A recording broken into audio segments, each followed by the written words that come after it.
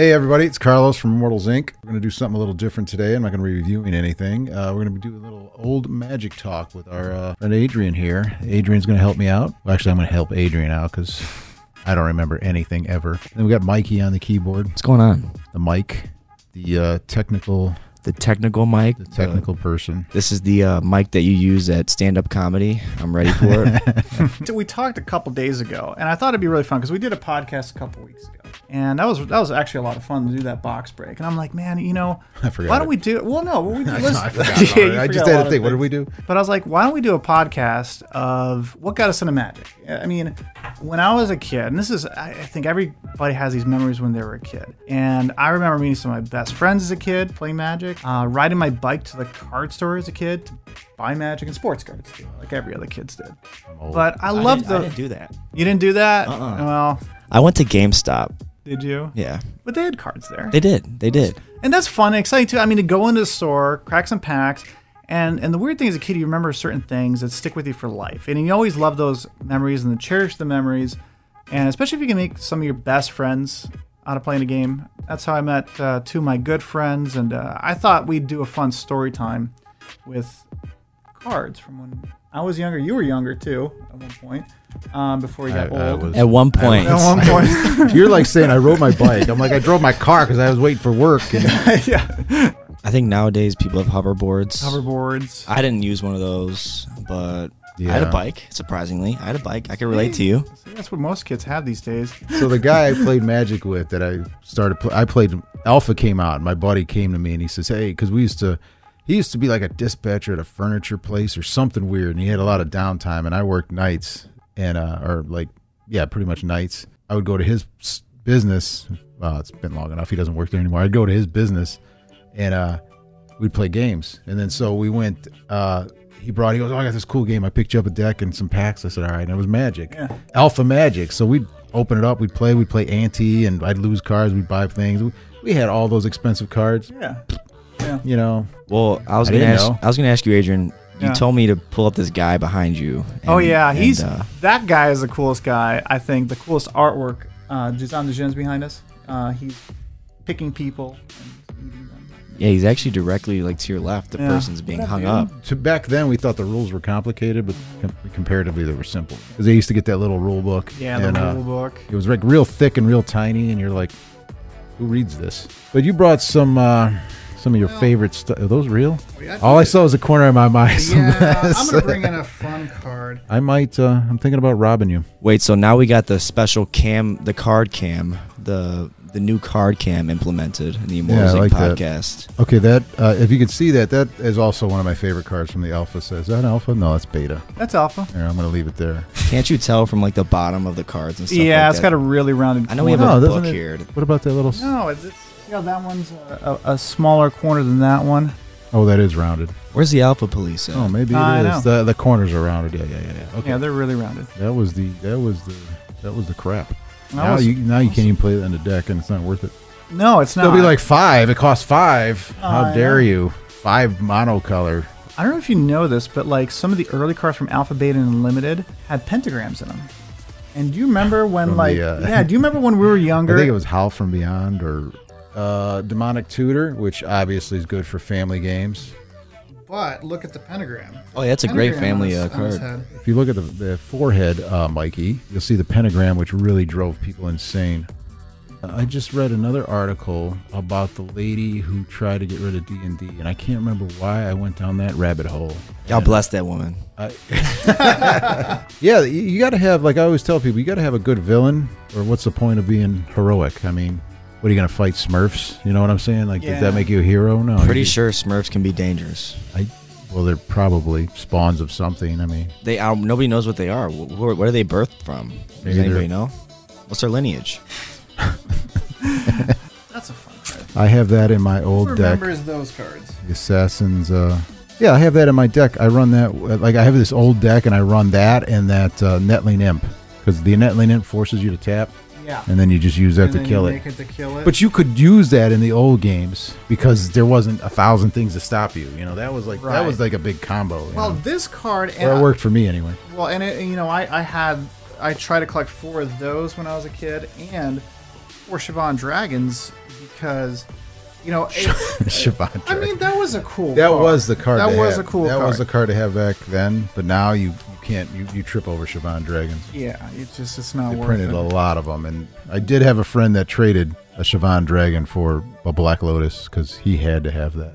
When I was young, I mean, it's cool art even to this day. yeah, and like he was, the revised version was like $15 for Siobhan and Royal Assassin. They're always the same. They didn't even have a market when I played. You just traded or you just Really? bought more packs, and no, there was no market. But before they had the I started in revised, so Okay. I started in revised. before the cool internet, you used to have to buy a magazine called Scry. Yeah. And they would have the prices in there. Like you'd have to look them up, and it would only come out once a month. So you're like, oh, what's it worth now? And that was what you based your whole collection value on, is some magazine, which I guess at the time was like, oh, it's monthly. Yeah.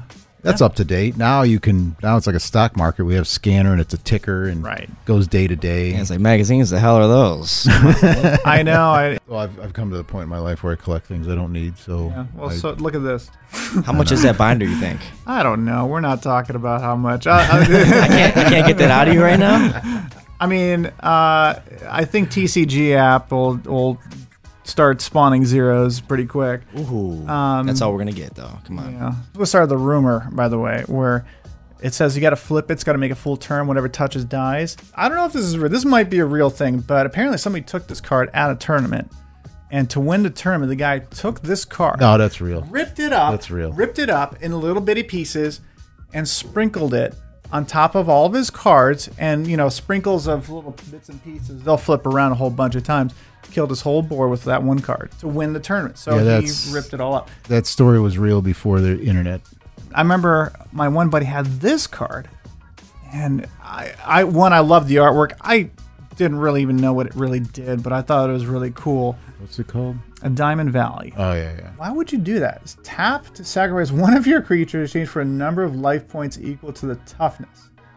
It's like, why would you sacrifice your own creature for life? Like, why would you do that? I'd do it right now. Well, I know. Now you would. Now you understand. No, I'd do it in real life right now. Whoa. Wait a minute. Oh, yeah. That's right. Oh, yeah. my God. See, I used to play Yeah, I this had game like that crazy. one. And dark. I love this artwork. If I could find this in a That- poster, I would take that and hang that in my house because I got enough creepy stuff going on. But yeah, I Dark love that Pact. artwork. The simplicity of it and the yeah. And then you could tell these are artists that are like trying to make a buck. You know, Yeah. they're like, hey, I'm a real artist and I'm trying to work here. There's nothing wrong with the magic art now, but Right. now it's But it's more digitized. This more is digital all, this is all hand.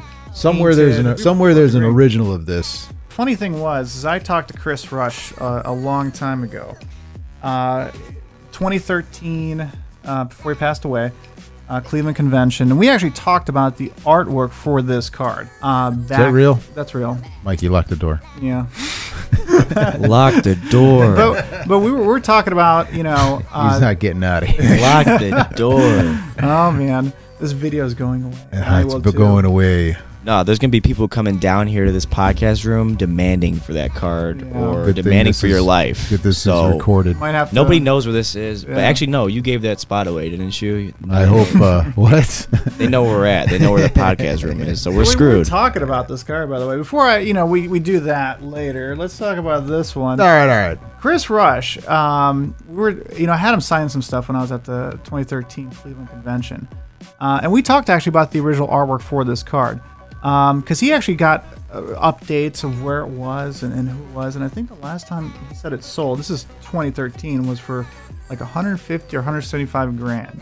Mm-hmm. That was when Lotus was Not a big deal. 1,000 or 2,000, I believe, which is about the time I picked this one up, and I'm still thinking that was crazy to pick it up, but No. we all know what this is worth nowadays. We're about to look it up. Oh, that's silly stuff.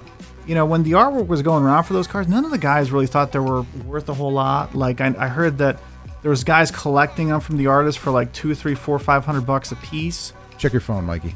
So this card, actually, this is something Mark told me. He said this is his favorite artwork from back in the day. It's natural selection. Nobody really plays it. It's not worth that much, but I wonder what his reasons are for that. I don't know. He just said, of all the cards I made, he liked this one of the best. Yeah, I think he thought this card was actually, because I think it's been so long, but I think he knew what the card did, and I think he thought this was going to be a big card. But I think he also liked the artwork on it. I love the artwork on it too. I had him sign it. This is classic. It's classic. And I got a They're all- book. they're I all got all pretty. sorts of old. Yeah, it's very vibrant, very saturated. Might I say? Saturated. Might I say the saturation intrigues me. Somebody's in college. Somebody's got the saturation on deck. What's the other card on the other side of this? This is yeah. What does this look as like? soon as you flip it, I'll know what it is. But yeah, it's I don't know. I can't think of it. Some sort of archaeologist. I can't think. Yeah, of it. you're right. This is the Argivian archaeologist. Yeah. Oh yeah. So yeah. Amy did some cool stuff. She did some watercoloring on the back of her artist proofs. Yeah, I have her. I got to bring that book in. You'll like it too. Daisy chain. That's what that is. Dude, I have no clue on that. Okay, you might not have played. It wasn't a popular card. Oh Go through yeah. the Pixies. Yeah. Wait, can you explain to me why the back of those have that art like that? Well, so on the artist proof, again, every artist preceding a set gets like a stack of all their art cards, like 50 or 100 of them, depends on which one. And what they do is they check them for, the print quality and stuff. A lot of the artists actually use those like business cards to write on the back of them, hey, this is something I've done. Here's the card. Write my information so they get more business. That's what a lot of them used them for. A lot of them didn't hold on to them, which makes them even more rare, especially for a lot of them. To them, it was just like Throw it away. Who extra cares? card. That's what happened. So anyway, so someone kept them on, and Amy kept on to some of hers, which is cool, because on the back of them, she would actually do some prints on the back of them, which is kind of cool. And you know which one this one is, right? Ornithopter. Yeah. Best card ever. Simplistic and fancy. You but pretty. Especially being, a 0-2 flyer, which means it didn't attack. It just took a beating. You gotta. So Adrian seems to have surprised me with his collection. I didn't think he was a serious collector like that. I mean, I'll be honest. I had some stuff I was going to show, and now I'm embarrassed by it. But I have some other stuff I could bring in. You want to do another one of these? Yeah, we'll do another one of these. All right. We'll go through some more of this stuff and some more stories and stuff. All right, because this is long. What are we going to call these series right here? What are we going to call this? Old Magic with Adrian. Old Magic with Adrian.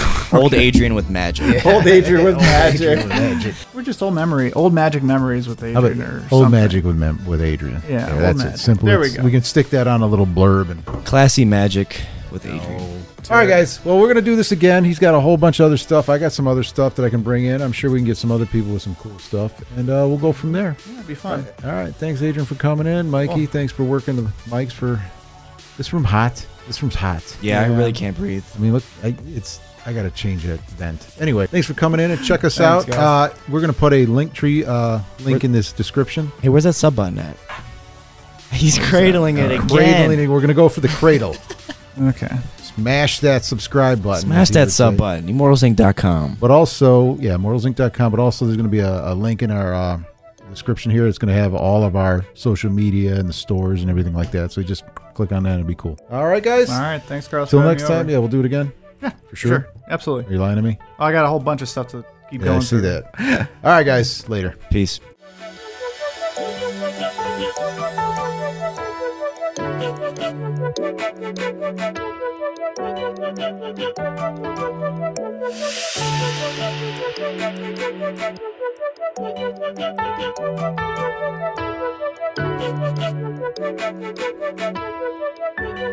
Thank you.